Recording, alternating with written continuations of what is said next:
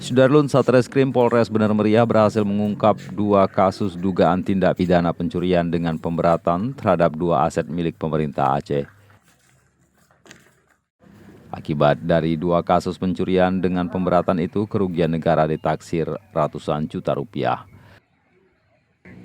Dalam konferensi pers Kamis 2 September 2021, Kapolres Bener Meriah AKBP Agung Surya Prabowo menyampaikan kasus tindak pidana ini berhasil diungkap pada 31 Agustus 2021 lalu.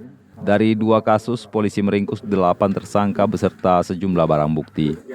Ke-8 tersangka itu diantaranya SP, BA, HP, AP yang diduga melakukan pencurian di PT Genap Mepakat yang berlokasi di Kampung Pondok Gajah, Kecamatan Bandar.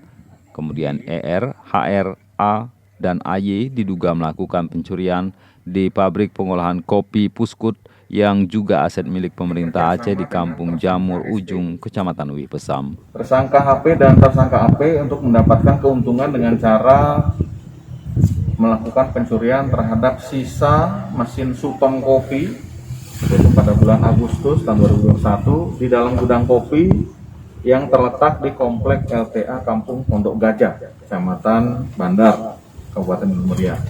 Dengan menggunakan kunci ring berbagai ukuran, depan workshop tepatnya. Kapolres menambahkan jika terbukti bersalah, para pelaku akan dijerat pasal 363 ayat 1 KUHP dengan ancaman 7 tahun kurungan. Ya, untuk barang-barang, kalau dihitung kerugian secara global, kalau belum dipotong-potong itu sampai 500-an juta itu. Cuman karena dipotong-potong, jadi nilainya agak berkurang dan barang ini dibawa ke Medan, nah, dijualnya di Medan. Mobil ini Pondok LTA nanti. LTA yang mesin kopi juga siap.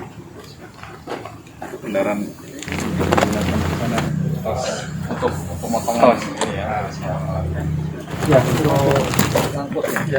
Dari Redelong Budi Fatria, Serambion TV. Kan di sana barang kecil. Oh kecil. Nah, siap. Dinamo itu kali. Iya, siap. Ini kendaraannya jelas ya?